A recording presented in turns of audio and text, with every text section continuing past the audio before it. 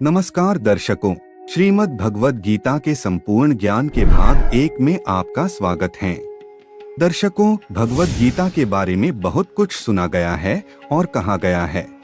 वैसे शायद ही कोई धर्म ग्रंथ होगा जिस पर इतना कुछ लिखा गया हो। ऐसा क्या खास है गीता में जो समय समय पर ये और भी आवश्यक और मार्गदर्शक होती जा रही है। एकदम साधारण भाषा में अगर कहे तो भगवद गीता एक उत्तर है। भगवद गीता एक उत्तर है दुनिया के सारे प्रश्नों का।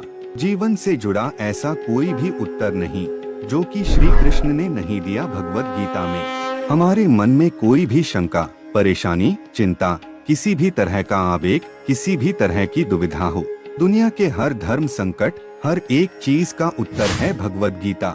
श्रीमद् भगवद गीता में 18 अध्याय है और हर एक अध्याय में वेदों और उपनिषदों का सार है।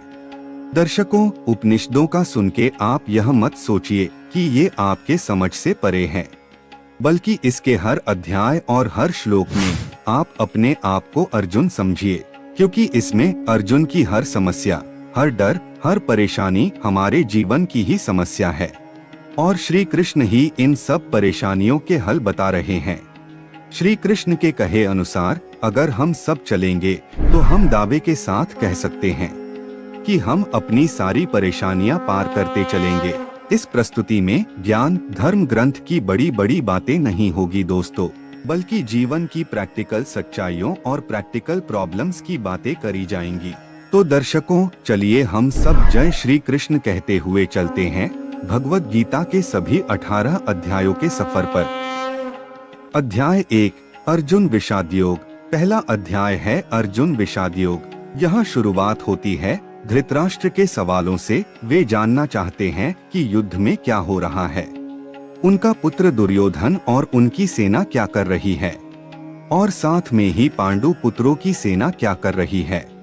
उसके बाद दोनों सेनाओं के शूर वीरों का वर्णन और उसके बाद आता है अर्जुन का विषाद, मतलब उनका दुख, उनकी समस्या और उनका धर्म संकट।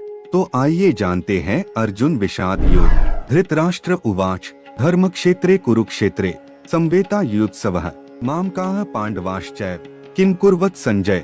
अर्थात धृतराष्ट्र संजय से पूछते हैं, धर्म भूमि कुरुक्षेत्र में युद्ध करने के लिए एकत्रित हुए मेरे और पांडु के पुत्र क्या कर रहे हैं।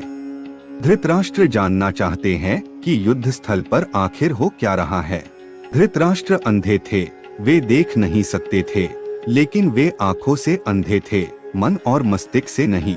उन्हें पता था कि वो धर्म के साथ नहीं, क्योंकि धर्म तो वहाँ होता है जहाँ श्री कृष्ण थे। उन्होंने शांति की जगह युद्ध को चुना, लेकिन वो जानते थे कि ये युद्ध इतना आसान नहीं होगा। अपने जीवन में जब हम कुछ गलत करते हैं तो हम ये समझ रहे होते हैं कि हमारे किए का नतीजा शायद अच्छा ना हो, और बिल्कुल ऐसा ही धृतराष्ट्र के साथ भी हुआ। वो भी इसी डर और इसी आशंका में दिखते हैं। संजय उवाच दृष्ट्वा तु पांडवानीकं व्यूढ़ं दुर्योधनस्तदा आचार्यमुपसंगमय राजा वचनमब्रवीत्। अर्थात संजय आंखों देखा हाल बताते हुए उत्तर देते हैं, हे राजन, दुर्योधन पांडवों की सेना को देख रहे हैं और ये बात गुरु द्रोणाचार्य को जाकर के कहते हैं। दरअसल संजय को दिव्य दृष्टि प्राप्त हुई थी। वो युद्ध से दूर होते हुए भी युद्ध को देख सकते थे। वो जो देख रहे थे वही बता रहे थे। इसमें वो अपनी तरफ से कुछ भी नहीं कह रहे थे, सिर्फ युद्ध का आंखों देखा हाल बता रहे थे।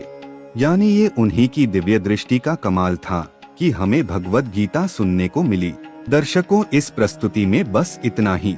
आगे क्या होता है जानने के लिए श्रीमद् भगवद गीता भाग 2 का इंतजार करिए। धन्यवाद।